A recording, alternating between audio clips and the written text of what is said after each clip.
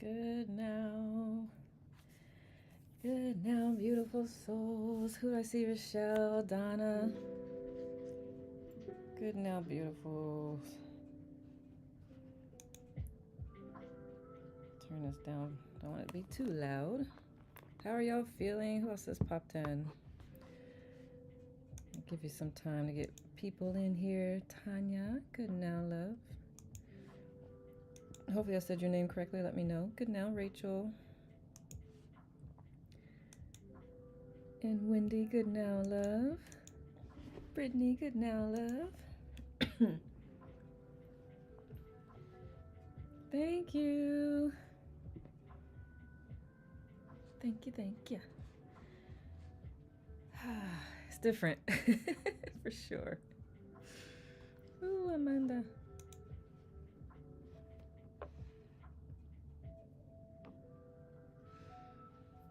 How's everyone feeling? Good now, Jamie. Lovely to be here. See you. You too, Brittany. I'm so glad you're here. Thank you, Jamie. Yours is tomorrow. I love it. Good now, Nancy. Wendy says, hello, Nicole. I tried to send lots of folks here today in my live. This book changed my life a few years ago. I'm so glad you're doing this. Thank you, Wendy. And welcome. Yes, it did. I didn't realize how much it had influenced because I read the book, I don't know, it was over 10 years ago.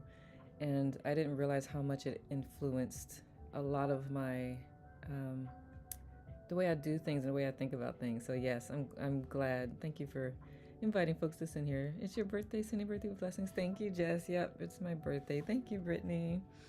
Good now, April. Thank you, love. I appreciate it. Yeah, I'll give it just a couple more minutes and then we'll get started. We're on chapter 4 today. Thank you, Donna. Thank you, Rhonda. Thank you, Paul. I love it. Marielle, good now and welcome. Welcome in. I read out chapters 1 and 2 this morning to people so people could catch up. I love that. Thank you, Wendy. Yeah, and also you're welcome to send them to my YT channel because these are recorded. So chapters 1 through 3 are live for them to check out. As long as I don't get any copyright claims, we'll keep it going.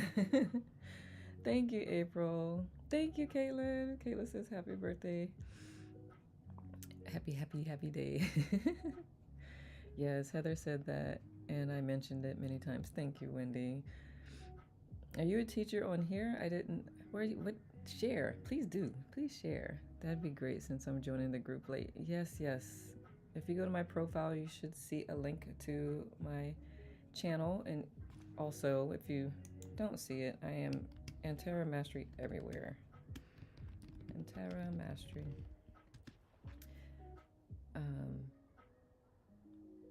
Yes. Oh, I know. Same here. Wendy, she said, yes, I am, but I support other teachers. I do too, hun. I just love to also recognize when you pop in. So right now that I can see we have 2 teachers here, and Wendy, I'll have to find you. So we have Wendy and Caitlin here. Any other teachers in the house? Jamie says, I love your hair. It's so cute. It makes me think of when I cut mine a few years ago. It's refreshing. Yeah, it is. It's so, it's so freeing. And thank you. Thank you. It's definitely a lot lighter. Good now, Candace. Who's this kitty? Lynn. Good now, Lynn. Oh, Wendy, she's the late night teacher in the boat. Oh, okay. No wonder I haven't seen you. This chick, I turn in early for the most part. All right. Shall we get started? Welcome to all returning and new. We are reading Letting Go, The Pathway to Surrender by Dr. David R. Hawkins. It is a very impactful book. And I was curious, and Wendy, I wonder if you are too. Like, what will be my new takeaways after having not I haven't read it in a while, and it's been cool because your consciousness. Anytime when what they say when it's stretched, when the rubber band stretch, it never goes back. Like when your brain is stretched. Um, so I'm curious to see even more like what revelations come through as I'm going through this. It's definitely aligned with my degree program. Good now, Sue. Consciousness and human potential. Yes, I live on that tugboat traveling the world. I love it. I cried so much this morning just having revelations. Oh, I love that so much. Good now, Karen Q.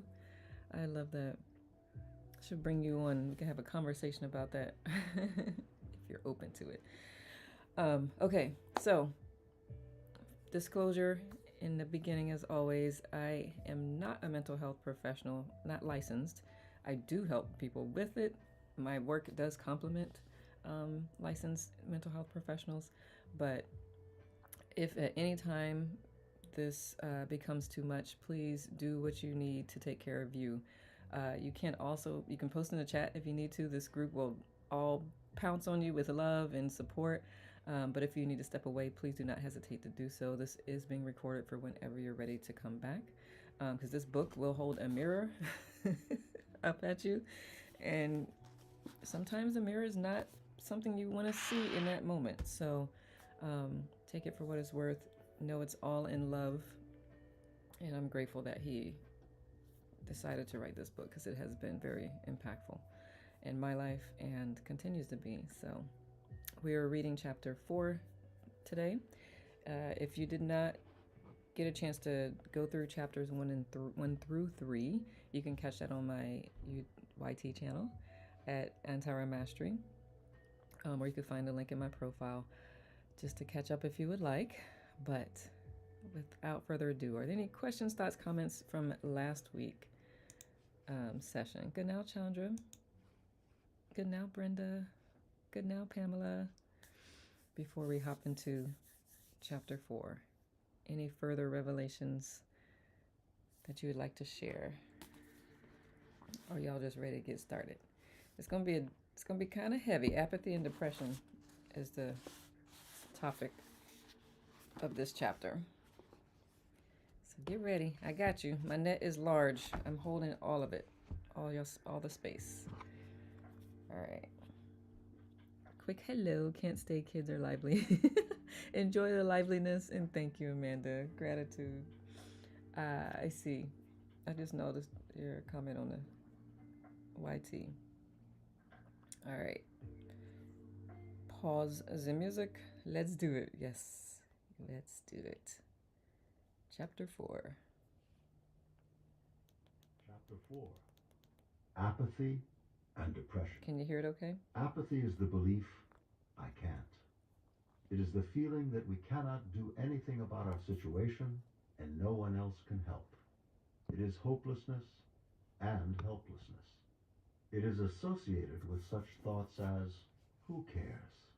What's the use? It's boring. Why bother? I can't win anyway.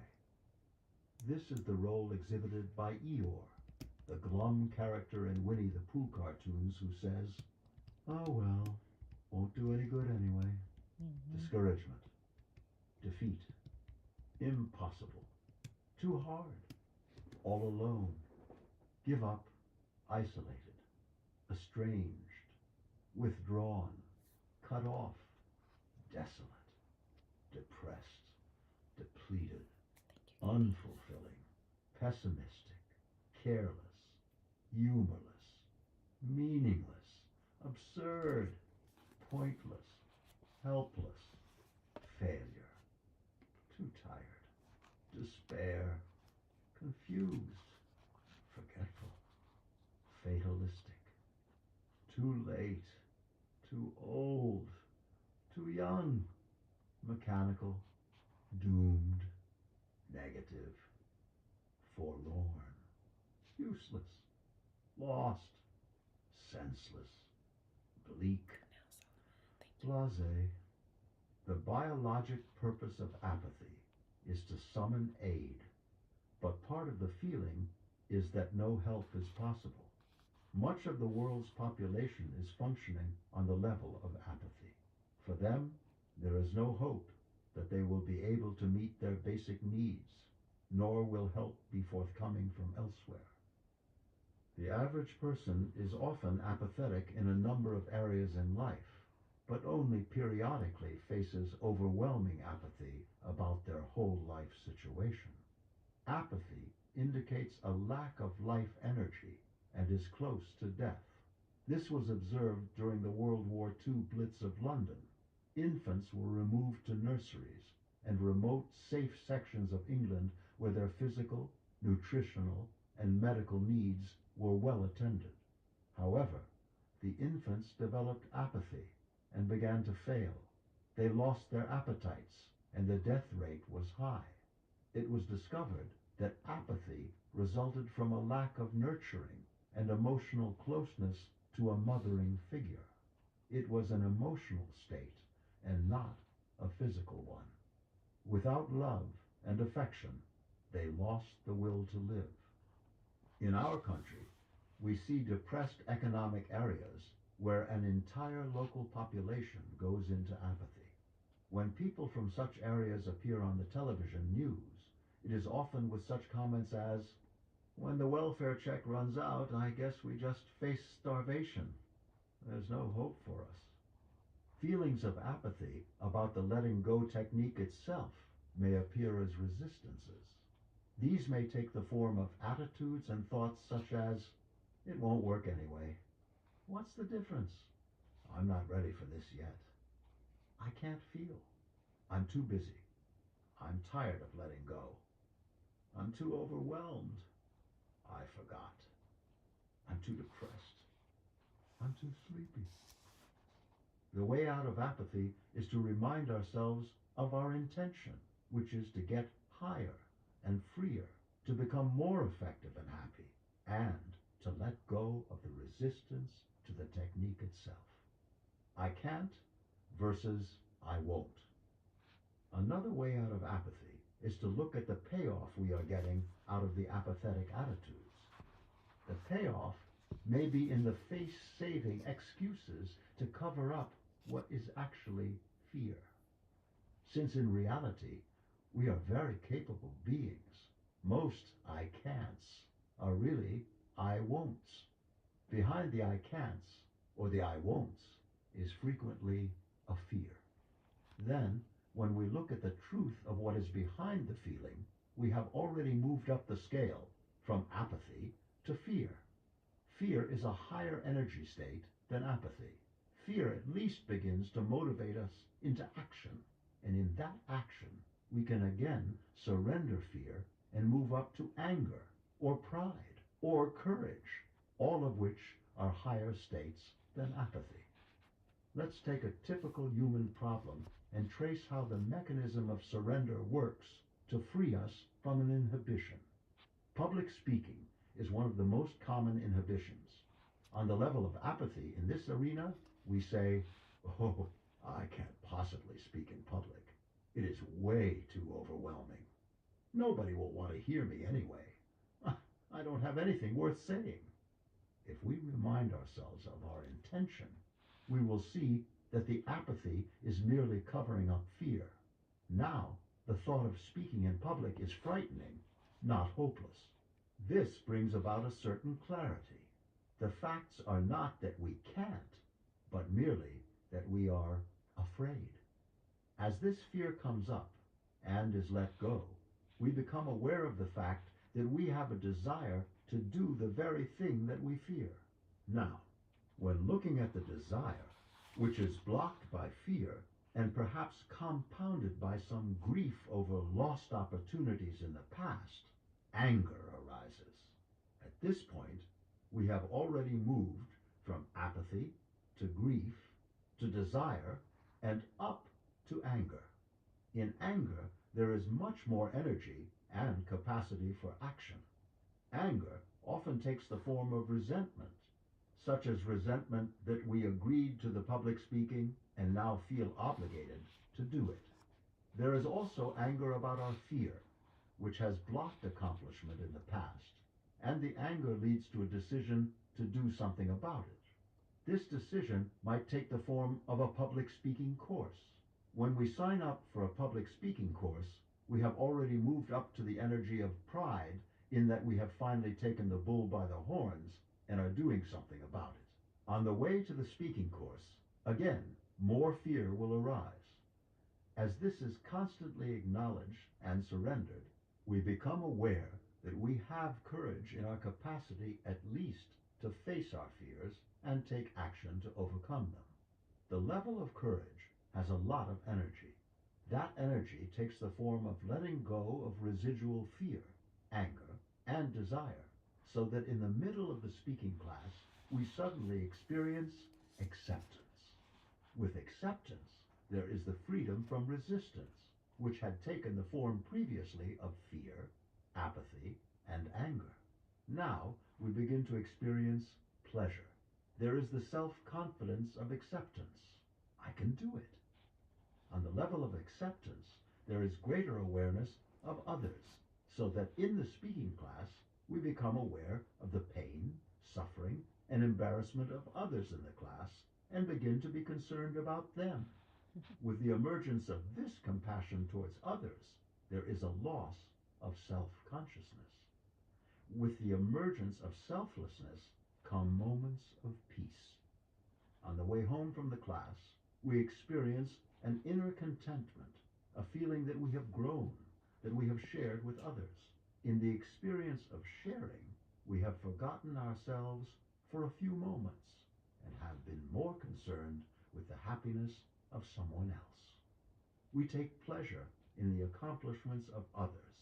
In this state, there is a transforming grace, the discovery of our inner compassion, a feeling of connectedness with others, and a compassion for their suffering.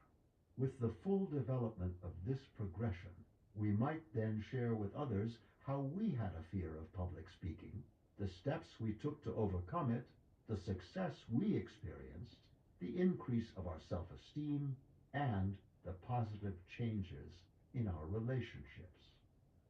This entire progression is the basis of a great deal of the power of self-help groups, the sharing of inner experiences from the lowest to the highest levels on the scale of emotions. That which in the beginning seemed formidable and overwhelming has now been surmounted and handled, with resultant increase of aliveness and well-being. This increase in self-esteem then spills over into other areas of life, and the increase in confidence results in greater material abundance and capability in vocational functioning. On this level, love takes the form of sharing and encouraging others, and our activities are constructive instead of destructive.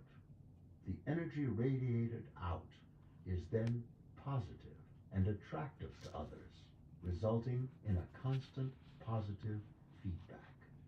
Once we have experienced this progression up the scale of emotions in any one particular area, we now begin to realize that it can be done in other areas of limitation in our lives.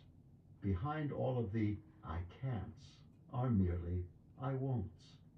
The I won'ts mean I am afraid to, or I am ashamed to, or I have too much pride to try, for fear I might fail.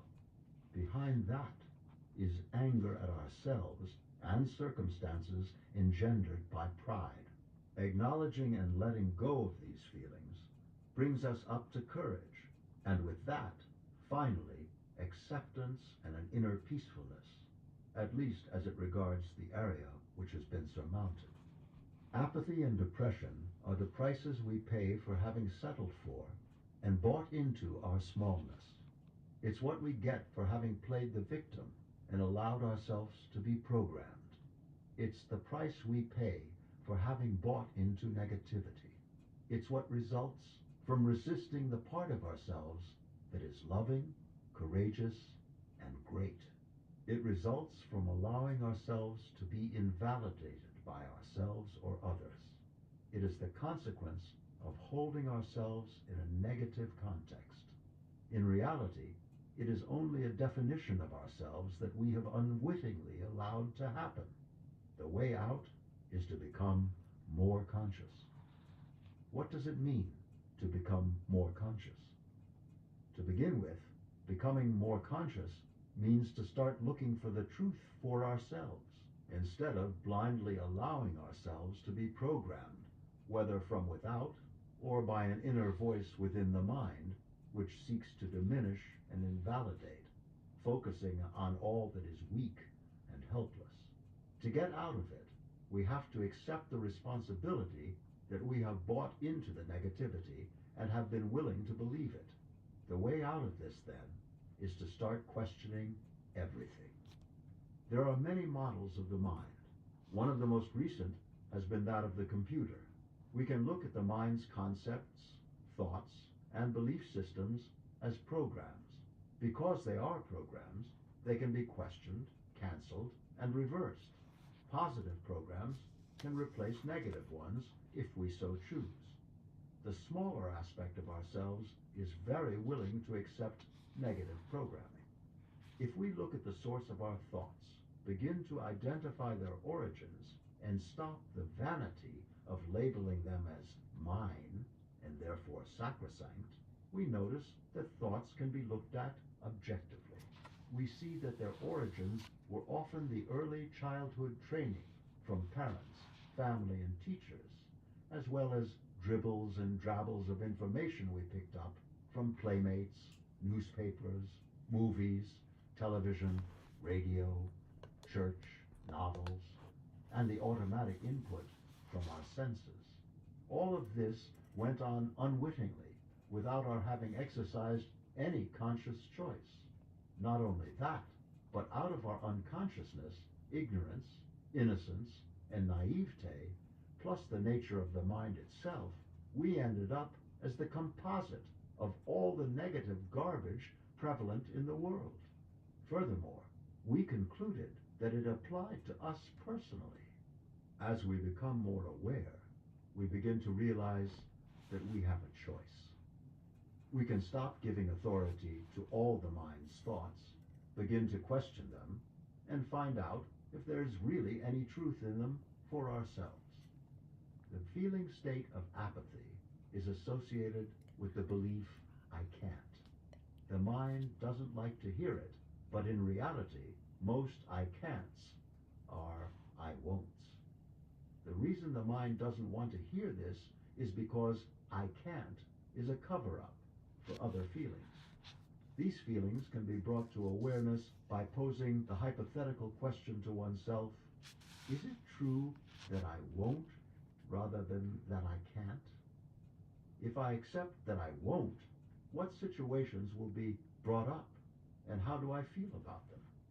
As an example, let's say we have a belief system that we can't dance. We say to ourselves, perhaps that's a cover-up.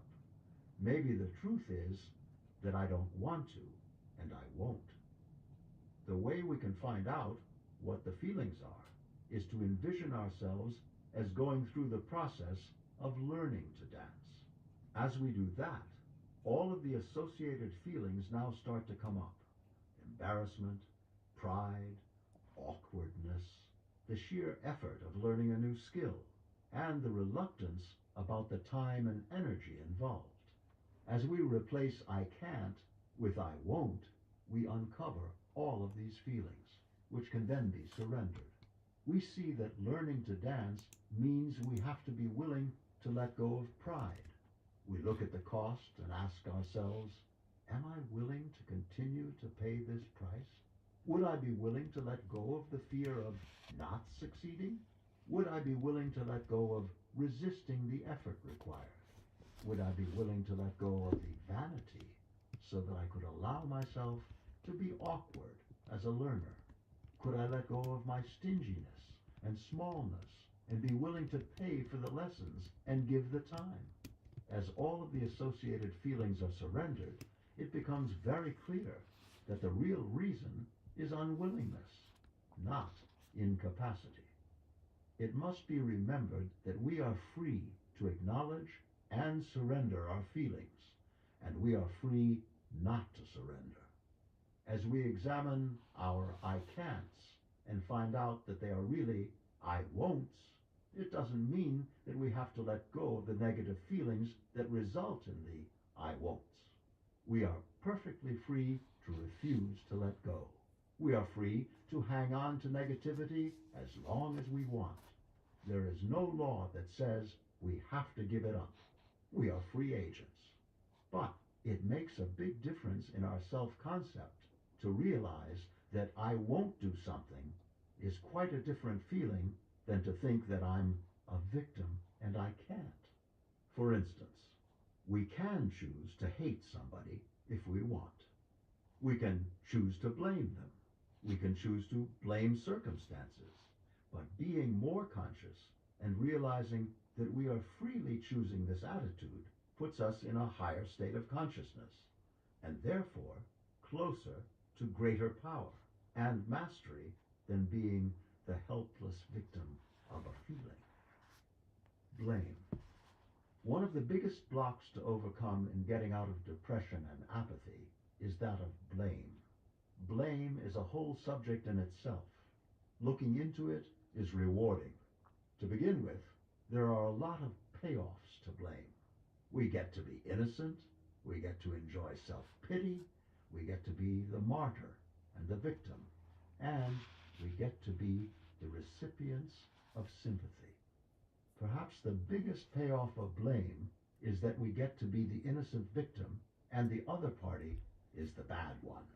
We see this game played out in the media constantly, such as the endless blame games dramatized in a multitude of controversies, mudslinging, character assassinations, and lawsuits. In addition to the emotional payoff, blame has considerable financial benefits. Therefore, it is a tempting package to be the innocent victim, as it is often financially rewarded. There was a famous example of this in New York City many years ago. A public conveyance accident occurred. People poured out of the front door of the vehicle, then gathered in a small crowd, furnishing their names and addresses for future financial benefit. Bystanders quickly caught on to the game and secretly climbed into the back of the vehicle so that they could then emerge from the front as injured, innocent victims. They hadn't even been in the accident, but they were going to collect a reward. Blame is the world's greatest excuse. It enables us to remain limited and small without feeling guilty. But there is a cost, the loss of our freedom. Also, the role of victim brings with it a self-perception of weakness, vulnerability, and helplessness, which are the major components of apathy and depression. The first step out of blame is to see that we are choosing to blame. Other people who have had similar circumstances have forgiven, forgotten, and handled the same situation in a totally different way. We earlier saw the case of Viktor Frankl, who chose to forgive the Nazi prison guards and to see a hidden gift in his experience at the concentration camps. Because others, such as Frankl, have chosen not to blame, that option is also open to us. We have to be honest and realize that we are blaming because we choose to blame. This is true, no matter how justified the circumstances may appear to be. It is not a matter of right or wrong. It is merely a matter of taking responsibility for our own consciousness. It is a totally different situation to see that we choose to blame rather than to think that we have to blame. In this circumstance, the mind often thinks, well, if the other person or event is not to blame, then I must be. Blaming others or ourselves is simply not necessary. The attraction of blame arises in early childhood as a daily occurrence in the classroom, playground, and at home among siblings. Blame is the central issue in the endless court proceedings and lawsuits that characterize our society. In truth, blame is just another one of the negative programs that we have allowed our mind to buy because we never stop to question it. Why must something always be someone's fault? Why must the whole concept of wrong be introduced to the situation in the first place? Why must one of us be wrong, bad, or at fault? What seemed like a good idea at the time may not have turned out well. That's all. Unfortunate events may have just happened. To overcome blame, it is necessary to look at the secret satisfaction and enjoyment we get out of self-pity, resentment, anger, and self-excuses, and to begin to surrender all of these little payoffs. The purpose of this step is to move up from being a victim of our feelings to choosing to have them. If we merely acknowledge and observe them, begin to disassemble them, and surrender the component parts, then we are consciously exercising choice. In this way, we make a major move out of the morass of helplessness. It is helpful in overcoming resistance and taking responsibility for our negative programs and feelings to see that they come from the small aspect of ourselves. It is the very nature of the smallest part of ourselves to think negatively. So there's an unconscious tendency to agree readily to its limited viewpoint. But that is not the whole of our beingness. For outside and beyond the smaller self is our greater self. We may not be conscious of our inner greatness. We may not be experiencing it, but it is there. If we let go of our resistance to it, we can begin to experience it. Depression and apathy, therefore, result from the willingness to hang on to the small self and its belief systems, plus the resistance to our higher self, which consists of all of the opposites of the negative feelings. It is the nature of the universe that everything in it is represented by its equal and opposite. Thus, the electron's equal and opposite is the positron. Every force has an equal and opposite counterforce. Yin is compensated for by yang. There is fear, but there is also courage. There is hatred, but its opposite is love. There is timidity, but there is also bravery. There is stinginess, but also generosity. In the human psyche, every feeling has its opposite. The way out of negativity is, therefore, the willingness to acknowledge and let go of negative feelings, and at the same time, the willingness to let go of resisting their positive opposite. Depression and apathy are the result of being at the effect of the negative polarity. How does this work in everyday life? Let's look again at the example of someone's birthday that is approaching quickly. Because of things that have happened in the past, we have resentments and feel unwilling to do anything for the birthday. Somehow, it just seems impossible to get out and shop for a birthday present. We resent having to spend the money. The mind conjures up all kinds of justifications. I don't have time to shop. I can't forget how mean she was. She should apologize to me first. In this case, two things are operating: clinging to the negative and the smallness in ourselves, and resisting the positive and the greatness in ourselves. The way out of apathy is to see, first of all, that I can't is an I won't. In looking at the I won't, we see that it is there because of negative feelings, and as they come up, they can be acknowledged and let go. It is also apparent that we are resisting positive feelings. These feelings of love, generosity, and forgiveness can be looked at one by one. We can sit down and imagine the quality of generosity and let go resisting it. Is there something generous within ourselves? In this case, we may not be willing to apply it to the birthday person in the beginning. What we can begin to see is the existence of such a quality as generosity within our consciousness. We begin to see that as we let go, resisting the feeling of generosity, there is generosity. We do, in fact, enjoy giving to others under certain circumstances.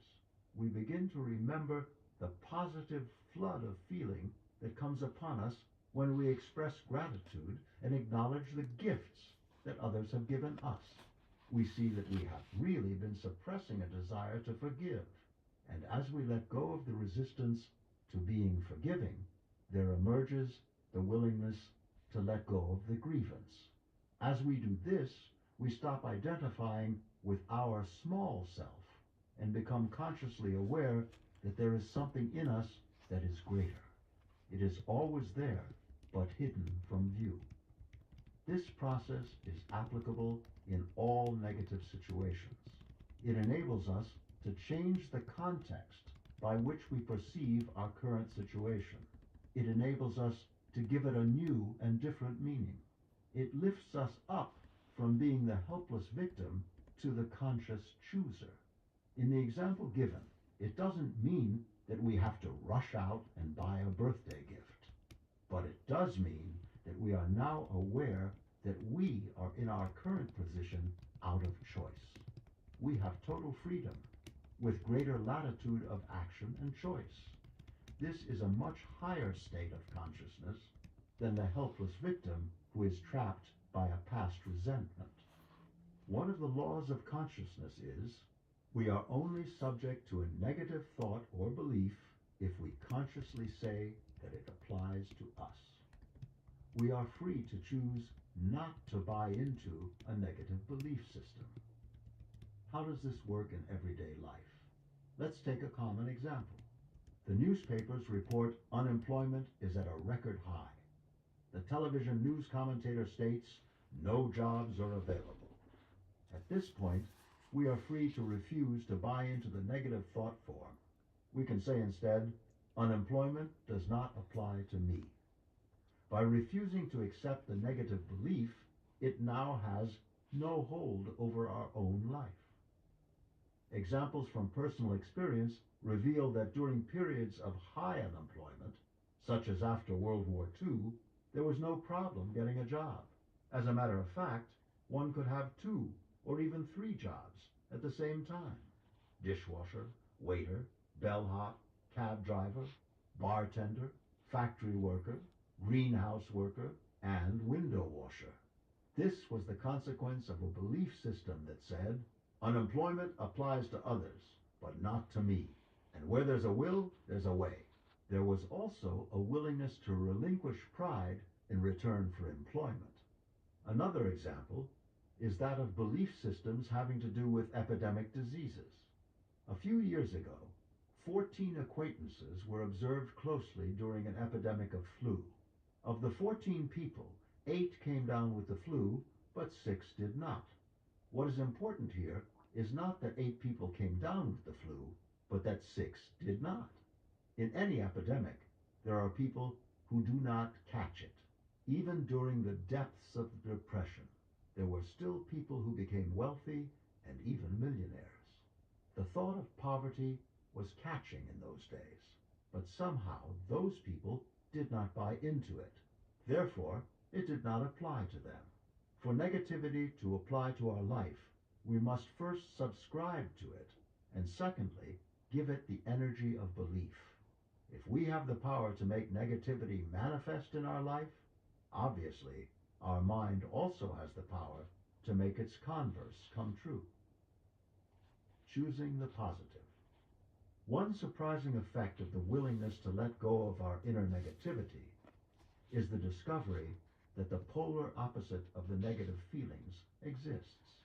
There is an inner reality that we can term our inner greatness or higher self. It has much more power than the inner negativity.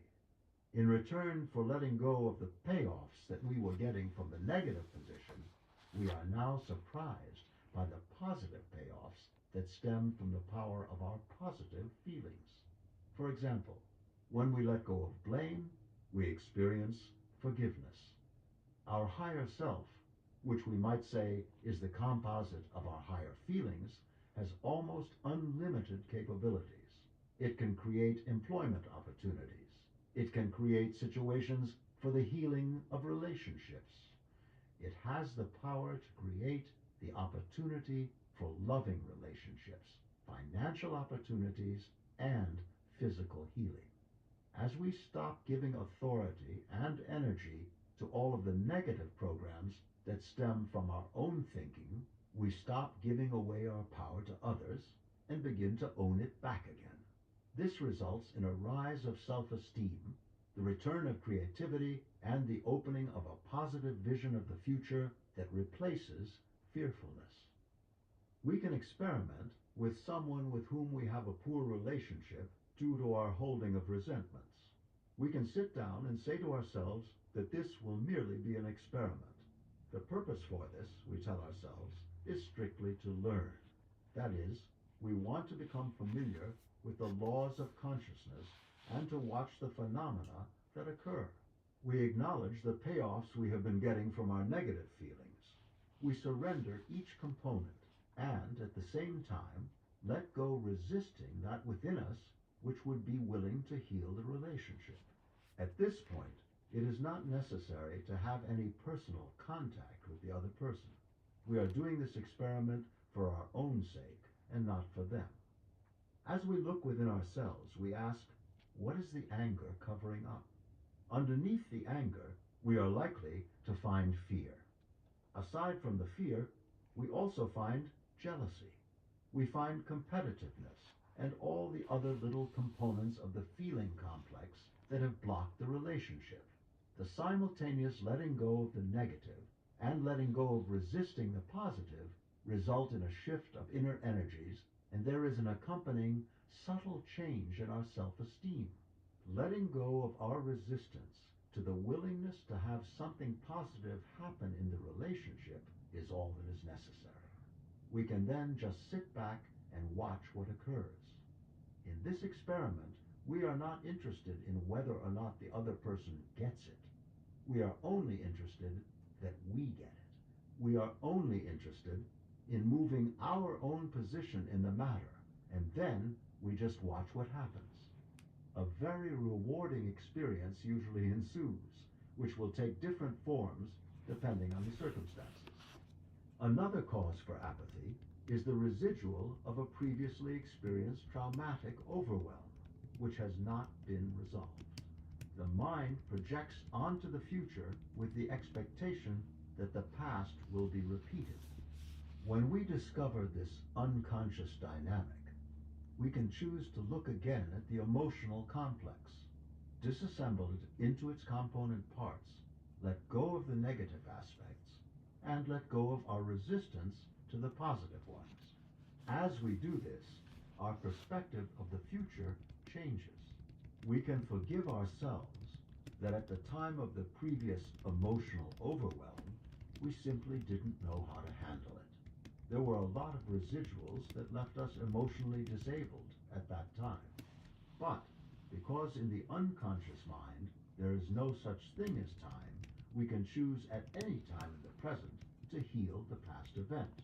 As we go through our own emotional healing for our own sake, that past event now begins to take on a different meaning.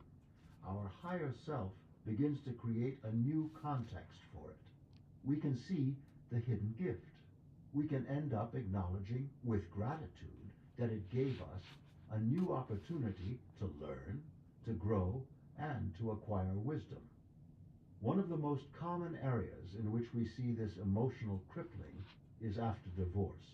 All too often, it is followed by bitterness and the impaired capacity to create a new loving relationship. The unwillingness to let go of the blame continues the emotional crippling, which can go on for years or even a lifetime.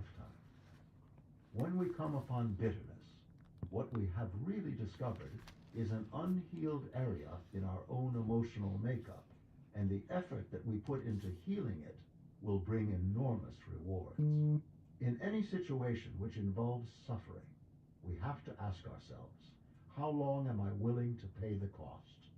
What were the karmic propensities to begin with? How much blame is enough? Is there a time to call an end to it? How long will I hang on to it? How much sacrifice am I willing to pay to the other person for their wrongs, real or imaginary? How much guilt is enough? How much self-punishment is enough? When will I give up the secret pleasure of the self-punishment. When does the sentence come to an end?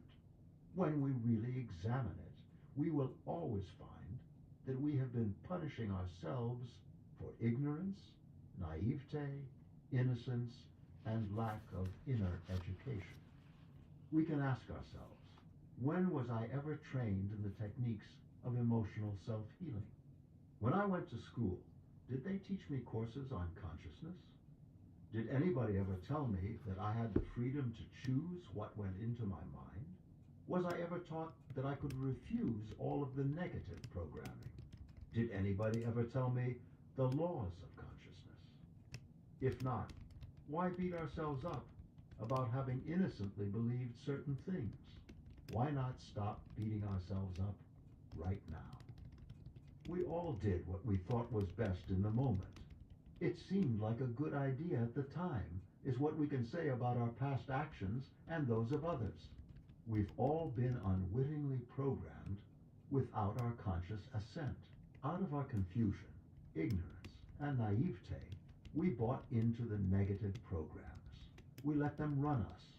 But now we can choose to stop. We can choose a different direction. We can choose to become more aware, more conscious, more responsible, and more discerning.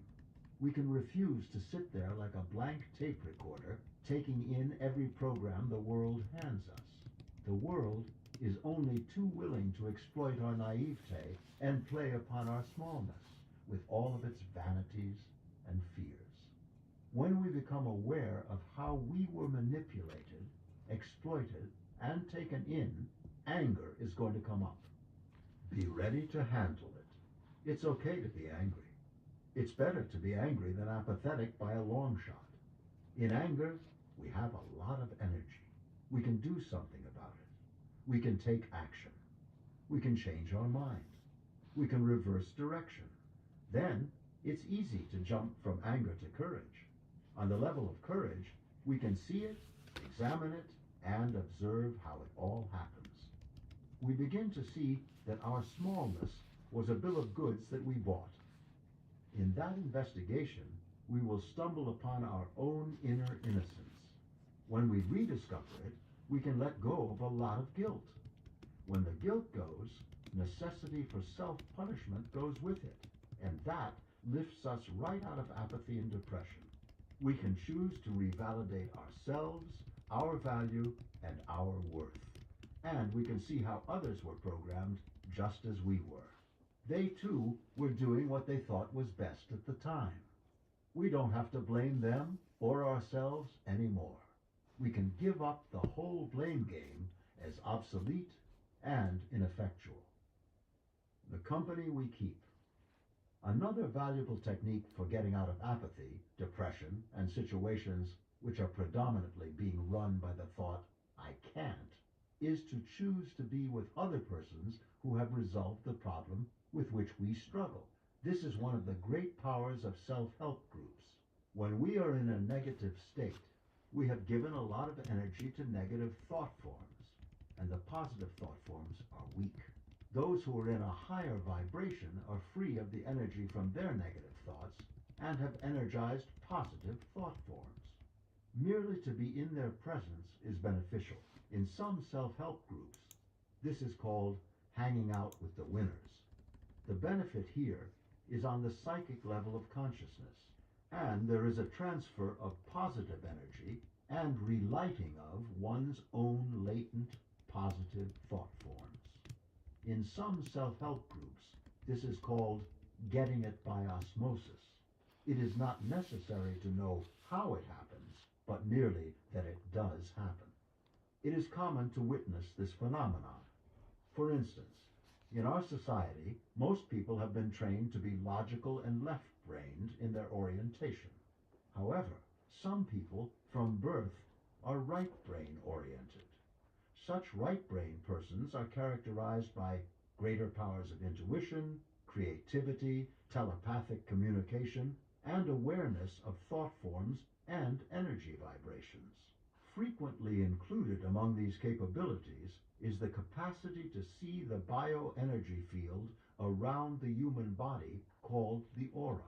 When in the presence of people with this capacity, it becomes possible to share that capacity.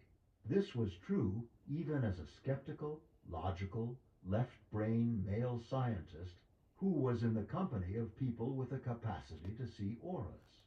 Upon following their instructions on how to see the aura, surprisingly, there was indeed a visible field of light around people's heads. In particular, the aura around one man seemed to be almost like ectoplasm, hung predominantly over his left ear. On the right side of the head, however, there was practically nothing to be seen. To know whether this phenomenon was real and not coming from the imagination, it was confirmed by poking someone nearby who was adept at seeing auras. She also saw an aura that was very wide on one side and practically absent on the other. The capacity to see auras was available only when in the presence of others with that capacity. Upon leaving the instructional situation where there had been people who could see auras, the capacity was no longer there. In the following years, when in the company of friends who could see auras, the capacity returned. One time, in the presence of a woman psychologist at a clinic, whose job was that of psychic diagnosis by means of observing people's auras and their changing color patterns, there suddenly was the capacity not only to see auras, but also to see them in their scintillating colors and watch the aura change in response to fluctuating emotions. Just by talking with her, that capacity was suddenly available. It is as though when we are in the proximity of the auras of people with certain capacities, some transfer of ability can take place. Simply put, we are either positively or negatively influenced by the company we keep. It is unlikely that we will overcome an inhibition if we choose to be in the company of others who have our same problem. This phenomenon was evident in the case of a divorced woman who came for a consultation. She wanted to know whether or not she should have psychotherapy. Her complaints were a recurrent ulcer and migraine headaches. As the story unfolded, great bitterness over an unfortunately traumatic divorce came forth. She had joined a consciousness-raising feminist group, she said. She described this particular group as almost completely made up of divorced women who were bitter, angry, and hateful of men. As a group, they were getting a lot of payoff from their negativity. In reality, their lives were forlorn and rather pathetic, as they struggled to regain their self-esteem through extremes and marked emotional imbalance. After listening to her story and investigating her life circumstances, it was suggested that instead of psychotherapy, she follow one simple recommendation for a period of 3 months. If it didn't work, then she could reassess the need for psychotherapy. The recommendation was merely to discontinue her association with the group and with her bitter, divorced friends, and instead seek the company of people who had successfully reestablished relationships despite former divorces. At first, she resisted and claimed that she had nothing in common with these group members. Then she acknowledged two basic facts. First, it was far more energy-saving to foster relationships with positive people.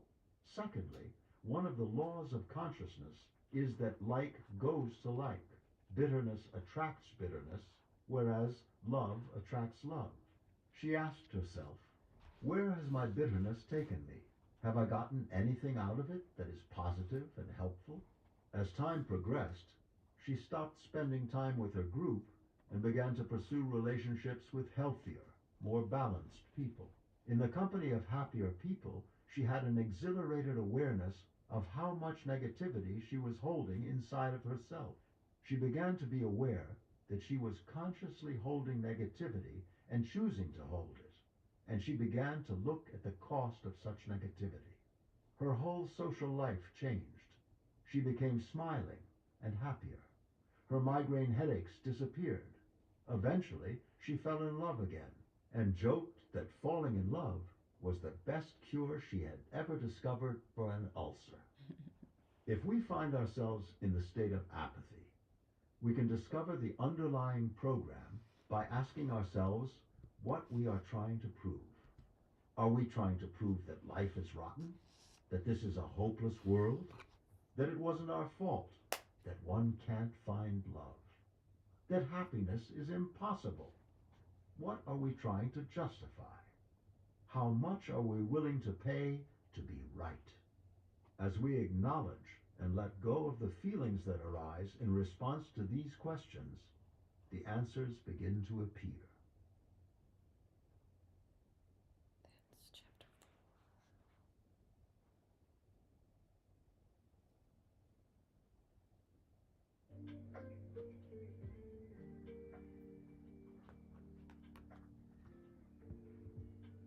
What y'all got for me?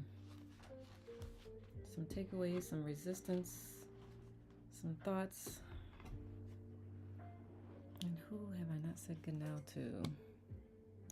Kevin, Tree, good now loves.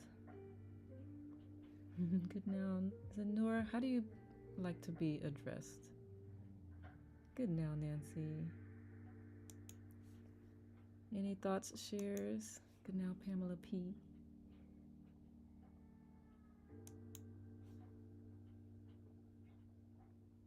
Anything got your throat tight like but? Or oh. Good now, Coral Ann. Love it. Hafiz, good now. Oh, Ilosa, exactly what I needed to hear, and it's early here. Ooh, you got that Nura. Okay, thank you. Got that infused early on. I love it. Perry, good now. He's a teacher on here. I will post in the group. Thank you. Do we copy and paste the link to post it? Yeah. You can use that copy button and share it that way. Sometimes you can hit share and it'll give you the option to just share in a group on Insight Timer too, depending. But yeah, you can just grab the link. Happy birthday many more. Thank you, Chandra. Good now, Leslie. Cat. Is that a ladybug? That is so cute. So what says y'all? I know we were talking a little bit throughout it, but thought dialogue is so important instead of I can't, say I'm afraid or don't want to. Yeah, your ego's got to be willing to, all right, just to recognize that your ego's possibly creating that. Who was reading the text? No, it's read by, well, it won't say it on here. 1 second. I will need to look in my Audible.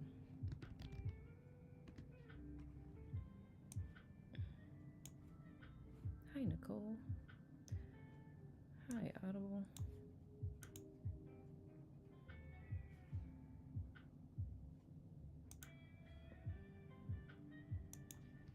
Letting, yep. Narrated by Peter Lowndes, PhD. Let me grab it.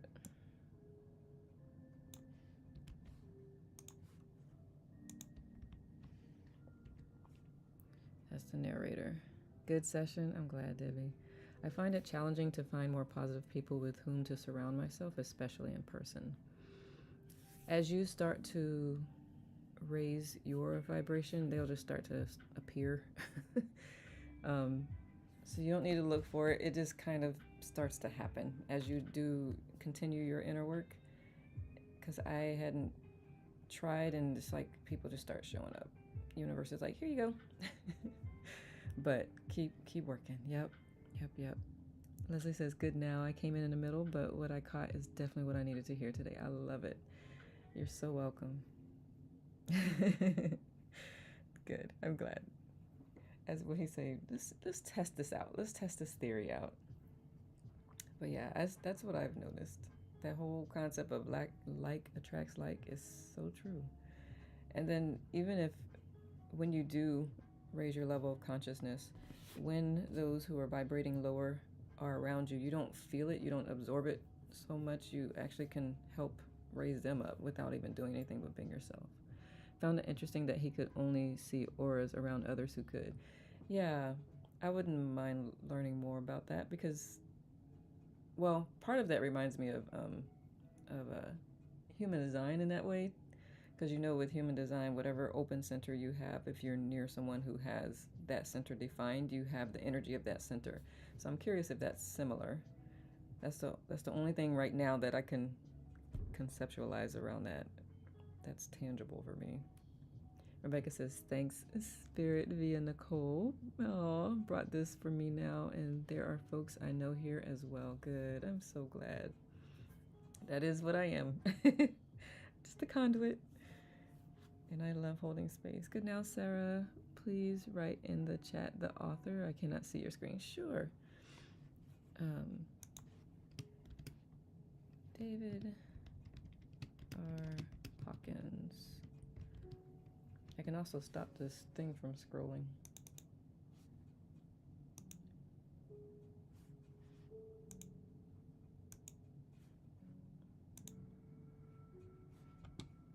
There you go.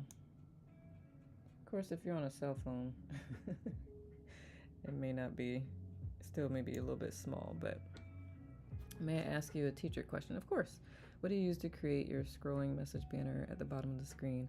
It's a program, if you have a Mac, it's a program called Ecamm. I have a link in my profile to it, so you can check it out. Kat says, I also joined in the middle, but the concept of asking oneself, what am I trying to accomplish by signing and holding onto blame is very powerful. I'm so glad to hear that, Kat. It is. You're welcome, Leslie. I was thinking that, I remember thinking, why do we have to blame anybody? And I didn't remember that this is where I got that from. My mom said, oh, good morning and happy birthday. Yay, Hamila. That's my mother from another sister. But yes, thank you, Jamila. Thank you. Katie says, the negative folk definitely do disappear. Also, I agree with Brittany. Where are the replacements? Very, yeah, I get it. It could possibly be that you haven't gotten to where you need to be for those people to show up, like you're still raising yours, and this is the time to just really hone in on bringing yourself up as much as you possibly can, because a watch pot never boils. Searching, remember how, and I don't remember which chapter it was, but surrendering the need to find something, need to know where something is or whatever. I think it was chapter 2. Look for the reason that what is it about this situation is causing me to need or feel the need to have whatever. I think when you ask yourself that question, it's like, why do I need to have the positive people around me right now type thing? And I'm not saying this is you, but this is what's coming to mind. And Katie, I meant to say that earlier, but if I would have typed it, it wouldn't have sounded right. But what happens is sometimes I'll read something, it'll trigger something that is not coming from me, and it will not necessarily be responding to you, but it's like coming out because the collective needs it at this time. So what is coming right now is, what is it about like having positive people? What is the need behind that? Digging into that and healing whatever that piece is, and that's when they can start to show up, because it's possible that you may not be ready yet, even though it feels like it. Yes, definitely need to raise it up. Yes. Himala says, I found replacements in online spaces. In some cases, it feels good to have cultivated safe spaces. Yeah. I'm not looking, just observing. It's lonely out here. Understood. I heard a lot that resonated. I'm glad, Nancy. Good. Daphne says, Nicole, I like how you framed it. When you're doing the inner work, the people who aren't will begin to stop showing up. I will have to listen to the replay. Yeah. Yes. V says, lots of gems, like how much guilt is enough, letting go of the negative aspects and resistance to the positive ones. Yeah. Y'all, anyone who's done my ease clearing with me, you notice I'll say also, I release all blocks to whatever the positive emotion is. That's really what that is. That's releasing the resistance to that positive emotion and releasing the negative emotions. Um, so yeah, recognizing the payoffs behind the negative emotions is not an easy thing. It's not a part of the mirror. Like, can we just cover that part of the mirror? But seriously, like recognizing the payoffs behind that. Some of it, like, probably not from this book, but I know people who tend to be manipulative. I don't know this. Some of what I've read, people who tend to be manipulative is that was the only way they knew how to get love when they were growing up, and so they've carried that because that's the only way they could get like attention or love. And so recognizing that that's how they had to program themselves, and then releasing that and realizing that people can just love you for who you are. It's not an easy thing to do, but that's kind of what I use to when I'm recognizing some of the hurt in people and whatnot. I didn't take your early comment to talk personally. Cool. That's good. I wanted to share like things will come to mind, but I was like, if I write that, it probably will not translate very well. So I just wanted to put that out there for anyone. If I ever respond to after reading your comment and then I say something, just know that it's usually spirit just coming through and sharing whatever needs to be heard at that moment. Yes, I live with someone who's constant victim, and even I try healthy approaches, they react with anger. Yeah, Brittany, they're not ready. I was that person. Um, I lived most of my life in victim mode, and when you try to help them, it just makes them feel even more like a victim, because they're a victim of being a victim. just it's hard to watch. The only thing you could do is be the example. And when they are just tired of it, like I did, when I got to that point, I was just like, this can't be it. That's when their shift. I will say it will be hard to. It is harder when you're right in proximity with them, because they see negative. I mean, they see positivity as a threat, unconsciously. Um, but yeah, I say when you get home, just protect your energy, and when you're out and about or when you're online with us, just soak in all the love and positivity as much as you can to keep yourself lifted, um, and full, because if you get depleted from the negativity, it's hard to bring yourself up. So grateful to have a separate space. Yes. Katie says exactly, pull back for me and my son. Oh, good. Yes. Yep. There's a lot that can be talked about in that situation, but I love that you sought something more and better for both of you. It's awesome. Celebrating you for that. Being a parent, y'all are superheroes. That's all I know. Parents, superheroes. I bow to y'all, because raising a whole person. Right. Yeah, it talking about a mirror being held up to yourself. Oh my goodness. But yes, you're welcome.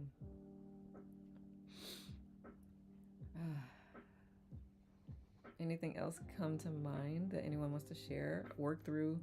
That's what we're here for. Like I said, this mirror is not necessarily pleasant. And Brittany, sometimes it'll take a book. It'll take somebody else. You can plant seeds. I've become okay with being a seed planter with people close to me, and then them bringing a revelation back to me that from the seed that I planted. I was like, oh great, it's been watered and growing. Good. So the way you move is how you plant seeds in that situation.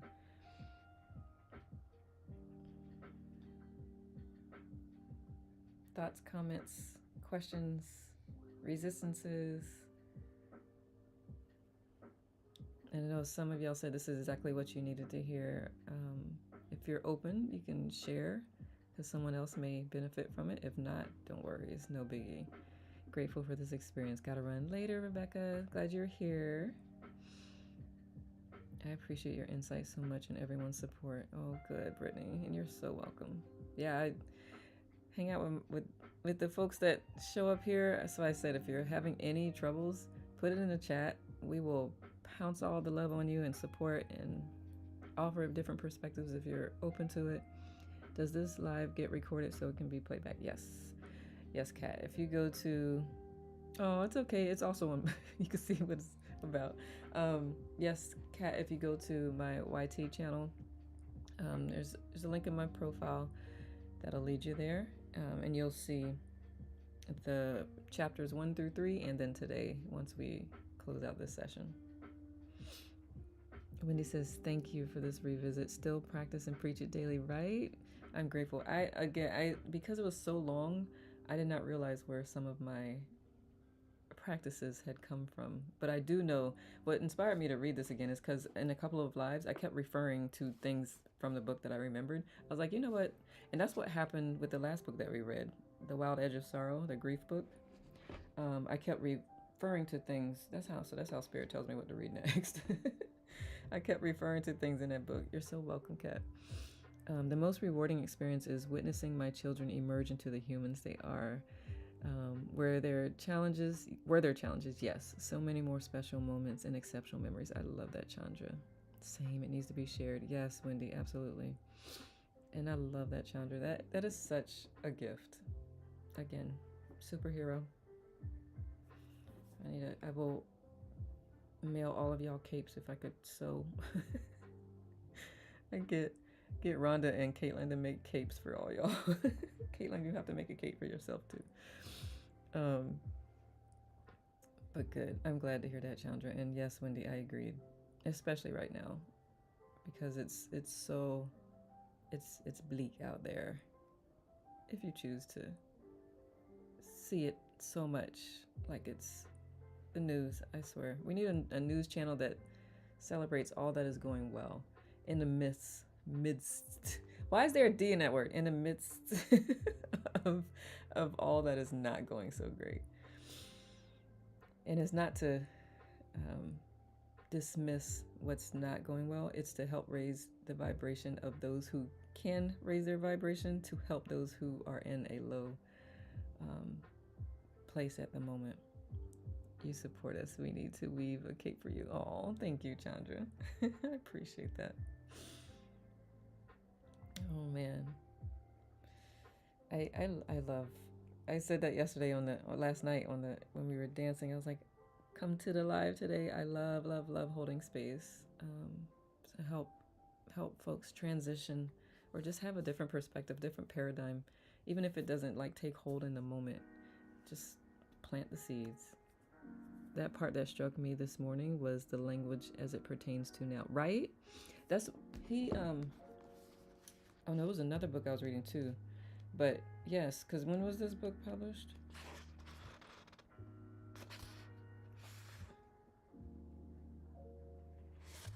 This is a Hay House edition. So 2012. That was how many years ago? 24 years ago? That's how timeless. The Gita, timeless. Cool idea. Get the capes going. Thank you, B. I kind of just threw that on Rhonda and Caitlin just now. Yeah, these are timeless principles because they're laws of nature.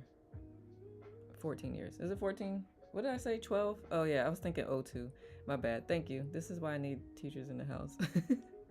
I finally got back on track with wanting a different outcome for my life, and in doing that, my relationship of 5 years ended.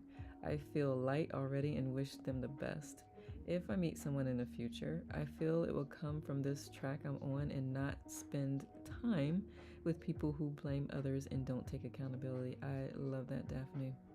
I love that. Congratulations. Not all heroes wear capes. True that. Most just need to have real big hearts. Touche, Wendy. Thank you. I'm so happy for you, Daphne. Congratulations on that. While it can sometimes be difficult, it's also like it is very liberating. I use that same idea a lot. Plant a seed. I've noticed how applicable it is. Absolutely. Sometimes it takes a while to water. I'm pretty hard-headed, so I know I've got seed planters in my life. Sometimes it takes I need to be hit over the head 3 times before I really get it. Yep, it does. It can and does, for sure. Daphne says, thank you, Nicole, and to all the folks on here. Abso-stinking-lutely, love. It's okay. It's very much a 2000s era book, so it hits now. Thank you, Katie. I don't know why I was thinking 2002. In my mind, that's literally what I was. That's what I read, even though I read out loud 12. Go, Daphne, go. Happy for you, says B. For sure. For sure. That's huge. And I know there's folks on here I've not said good now to. B, good now, love. Charlie Z, good now to you. Let's see. Sarah says the contents are dense and moves. Is it cowed fast? Moves fast. I know, like, very okay. I thought that's what you were saying, but I was like, how would the autocorrect change it to that? It does. This is why it's good to read again, listen again, because it's a lot. Next week will be grief. I love talking about grief. It is one of the most difficult emotions ever.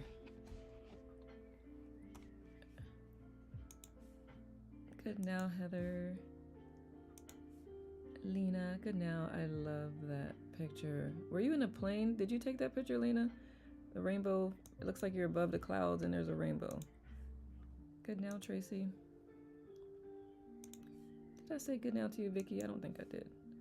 And Solomon, I did, but it was already reading, so I whispered it. So good now to you, Solomon. Who else? Megan, good now, love. Any other takeaways? I don't want to keep you hostage. I mean, granted, you can leave whenever you want because I'm not the boss of you, but you know what I mean. Even when I read it, I stopped a lot and reread it so it sank in, and I got it. It is worth it. Yeah, it is. Yep. When I first got the book, because I start with audio. I've shared this before. I start with audio, and then when it's like something like this, I'm like, okay, I need the physical copy.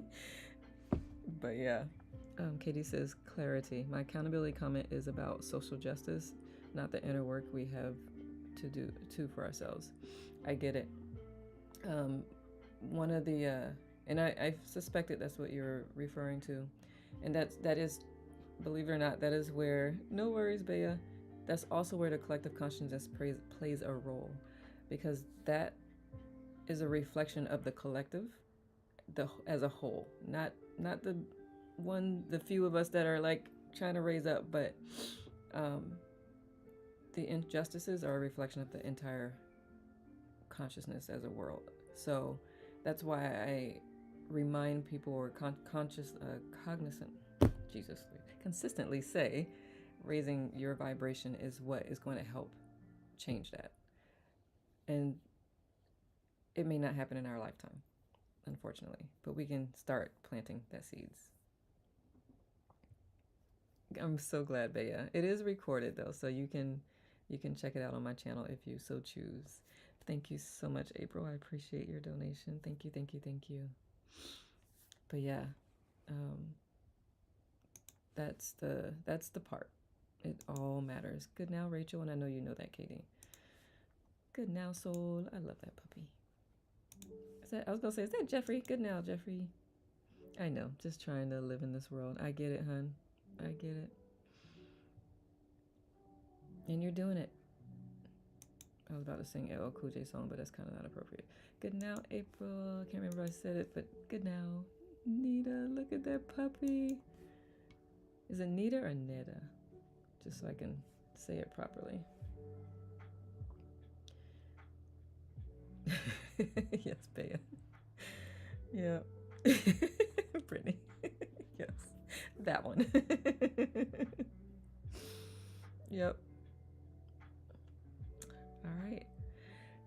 Of course, I do have a group here on IT, so if anything else comes to mind or any resistance comes up and there's something you want to converse about, feel free to earbud planted.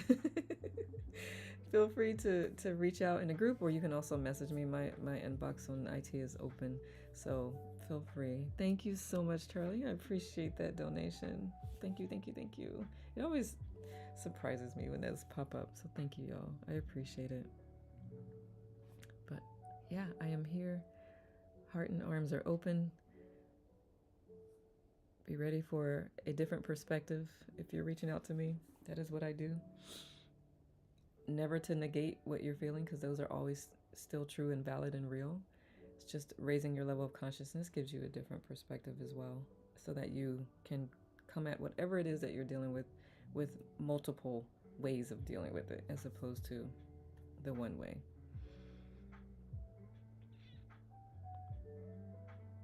All right. Thank you so much. Thank you, thank you, thank you for showing up for you. This is important. So the fact that you are here, I'm so grateful for that. I am so grateful. Thank you. This ain't easy, but it's so worth it. Thank you. I appreciate you. You're so welcome. Yes, all feelings are valid. Yes, Wendy, for sure. Yeah. I have to be careful with offering other perspectives. I always want to acknowledge first and foremost what you're feeling is absolutely valid. You love hanging out with winners. Yeah, man. All of y'all. Thank you, B. Yes, I do too. So, much gratitude. I appreciate you. I feel like the key to regulating emotions is understanding where they're coming from. It can be very helpful. It can be very helpful. You just have to do it in a way that's not self blame, self judgment type thing. Just like recognizing, observing, acknowledging, and you got it helps to come from a place of love, compassion, and grace. Have you noticed them in the moment? Notice what, love? And something he said. Yes, place of love, compassion, and grace. Yes, yes, yes, yes. It's liberating. You notice the emotions in a moment. I have gotten really good at that. In the past, not so much. Especially being a Pisces and a highly sensitive person, it would just be reaction. But I recognize them. I can even call them out as they're happening.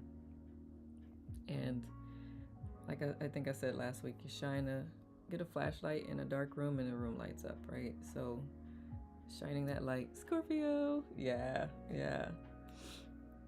I am a fish. Yes, Jamie, think about Tara Back's rain method. Yep. It does, it does, it does. Cancer, a.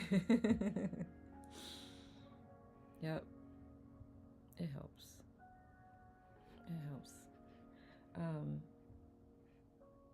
can't remember. It was something said that I wanted to share, but it escapes me at the moment. If I remember it, I'll share it in a group. But without further ado, so much gratitude for you. I do too, V. So much gratitude for you all. Proud of you. Celebrate you. I want to encourage you to do the same. Be proud and celebrate yourself for showing up and doing this not so easy work. It's just you already know you're here because you know on the other side of that intense emotional pain is just a sense of peace that has no description, and it's worth it. Yes, good now, Robin. Persevere, peaceful people. Yes, yes, yes, yes. I love y'all. Thank you so much. I'll see you around the app. You know me. Jai Guru Dev. Victory to the greatness in you. May you all create the most amazing now moments. Until I see you next time, make every moment count, because that's all we got, which is what makes this even more important. How many more moments do we want to live in bitterness and frustration and anger? Let's use it to our advantage. I hope you have a cake today. I might find cheesecake if I may. Take care. See you soon. And you're welcome, V. Love you. Peace, love, and hair grease? No. Y'all, I can sit here and hang out with you all day. I love you. I'll see you around the app. Ciao for now. And thank you, who's ever on. I can't tell what platform you're on, YouTube, Facebook, Substack, but thank you for being here. If you're on LinkedIn or Substack, I will not be able to see any comments. So if you put any, I would have to go to the app. But other than that, thank you for showing up, and I'll see you around.